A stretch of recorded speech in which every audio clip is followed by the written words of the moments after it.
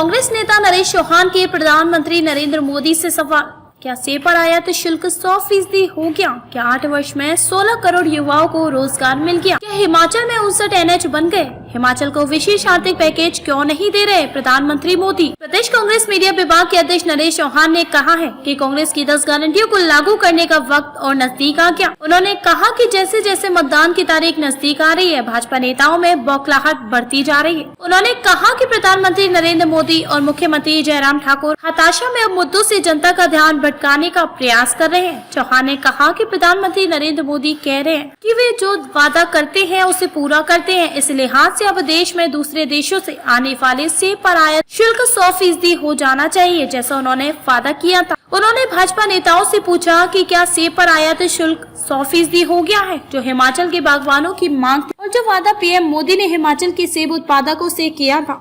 उन्होंने यह भी जानना चाहा कि क्या हिमाचल में 59 NH बन गए हैं, जिसकी घोषणा केंद्रीय मंत्री नितिन गडकरी ने की थी।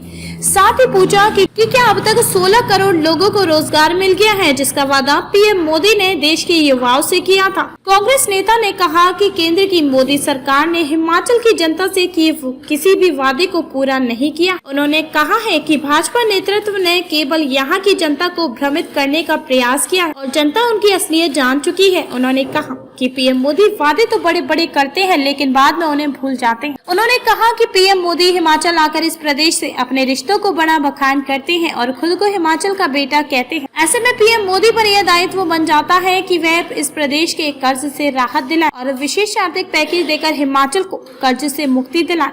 उन्होंने कहा कि पीएम मोदी को हिमाचल का बेटा होने का फर्ज निभाते हुए हिमाचल को कर्ज से मुक्त करना चाहिए। चुनाव में आज से पहले ऐसा कम देखने को मिलता था कि देश के प्रधानमंत्री इतना ज्यादा प्रचार करेंगे, इतने ज्यादा समय दे पाएंगे। ये उनकी अपनी सोच हो सकती है। चुनाव वैसे ये राज्यों की भाजपा सरकार और कांग्रेस की जो राज्य सरकार थी उनके बीच होना था और प्रदेश की जनता ने ये तय करना था कि पिछले 5 सालों में उन्होंने 2017 में जो सरकार चुनी थी वो उनके वादों पे, उनके इरादों पे कितनी खरी हुई और उनका ये रिपोर्ट कार्ड बनाने का समय कि आज 5 साल बाद आप कहां पर हैं और आपने किन किन वर्गों से जो वादे किए थे वो कहां पर हैं। तो ये रिपोर्ट कार्ड देने का किसी भी सरकार का एक अच्छा समय होता है, जो ये सरकार नहीं कर सकी।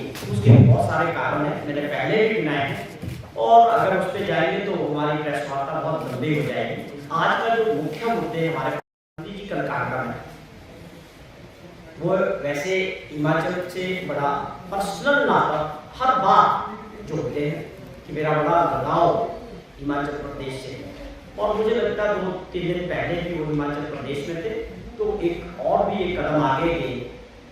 हिमाचल का बेटा अपने आप को बताया, बड़ी खुशी की बात है, अच्छी बात है।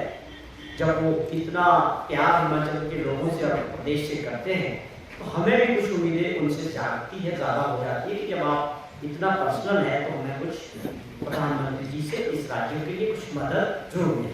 पर उसमें 8-9 बार पहले दौरे की, 4 मीटिंग्स अभी की, 4 मीटिंग्स जब चुनाव नोटिफाइड नहीं हुआ था तो 4 दौरे जो है प्रधानमंत्री जी के करवा चुके। मैं समझता हूँ उसमें भाजपा की सोच बड़ी साफ कि वो फेस जो है इस राज्य का जो चुनाव है उसको प्रधानमंत्री जी के फेस में चुनाव को लेना चाहते। कहने का मतलब है कि मुद्दे क्या होंगे, पूरा प्रयास अंतिम चरण में जो दिखा, जो राष्ट्रीय स्तर के नेता भाजपा के हिमाचल प्रदेश में प्रचार के लिए आए, चाहे वो होम मिनिस्टर साहब थे, चाहे डिफेंस मिनिस्टर साहब थे, चाहे योगी जी थे, चाहे खुद स्वयं प्रधानमंत्री जी, पूरा प्रयास रहा। जो आप भी देखेंगे, आप लोग तो हमसे बेहतर समझते हैं कि पूरा प्रयास था कि इस चुनाव के जो मुद्दे हैं वो राष्ट्रीय हो जाए। राष्ट्र सुरक्षा, भारत माता की जय, राम मंदिर, ऐसा प्रयास मुझे लगता है भाजपा के लीडरशिप ने किया। जबकि मैं दावे के साथ कह सकता हूँ कि हिमाचल प्रदेश के जो लोग हैं, मतदाता हैं, वो इस चुनाव को लोकल मुद्दों पे, रीजनल मुद्दों पे और राज्य के मुद्दों पे चाह रहे थे कि यह चुनाव आगे बढ़े। उनकी समस्याएं क्या है, इस राज्य में रहने वाले लोगों के रीजनल मुद्दे क्या है, उस पर ये चुनाव आगे जाना चाहिए था।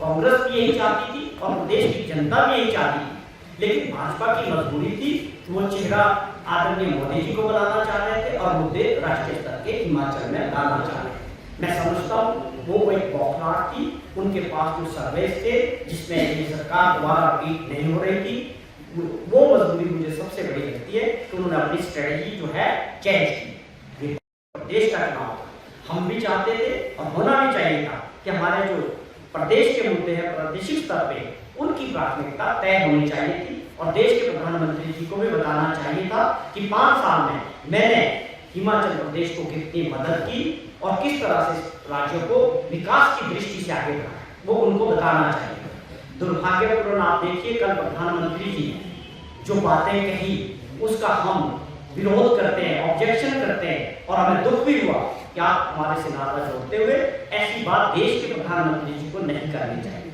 पहली बात, प्रधानमंत्री जी भाजपा से जरूर है लेकिन वो देश के प्रधानमंत्री, उनकी एक एक बात का मत देश का मतलब होता है जब वो कुछ कहते हैं। अगर देश के प्रधानमंत्री ये कहते सुने जाए केवल मात्र चुनाव के दौरान वोट की राजनीति के लिए, तो अपने आप में दुर्भाग्यपूर्ण है कि आप ये कहें कि सरकार विकास वहीं होगा जहां इंजन डबल होगा।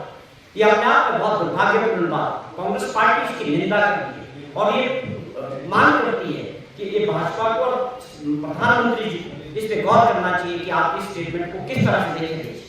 हम जो जिस सिस्टम में रहते हैं, हमारा जो ढांचा है संघीय ढांचा है, फेडरल सिस्टम है हिंदुस्तान में, जिसमें सरकारें होंगी, राज्य सरकारें भी होंगी और भारत सरकार भी होगी, उनकी अपनी अपनी ऑटोनॉमी होगी, अपनी अपनी पावरें हैं। बिल्कुल साफ तौर पे कॉन्स्टिट्यूशन में ये बातें तय की गई।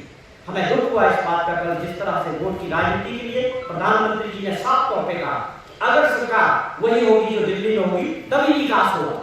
आप इसको समझे, इसकी गंभीरता से समझे। क्या जब से देश बना, जब से हमारा कॉन्स्टिट्यूशन बना, क्या हमारे देश में अलग अलग सरकारें नहीं हैं? कांग्रेस के टाइम में क्या राज्यों में, दूसरे प्रांतों में दूसरे दलों की सरकारें नहीं रही? बहुत सारी जगह है, लेकिन कभी ऐसा भेदभाव और ऐसी बात देश के प्रधानमंत्री ने की हो हमें कभी याद नहीं आता। आपको ये समझना पड़ेगा कि आप इनके प्रचारक जरूर हैं, स्टार प्रचारक, लेकिन आप देश के प्रधानमंत्री, हमारे प्रधानमंत्री, आपके मुंह से इस तरह की बात निकलना तो वोट की राजनीति के लिए सीधे तौर पे प्रधानमंत्री जी ने थ्रेट किया कि विकास तभी होगा अगर आप हमारी सरकार चुनेंगे हिमाचल प्रदेश में। यह अपने आप में शर्मसार करने वाला जो हमारा संघीय ढांचा है या जो हमारा डेमोक्रेटिक सिस्टम है, जो हमारा कॉन्स्टिट्यूशन है, ये सारी बातें उसके विपरीत है। हम इस बात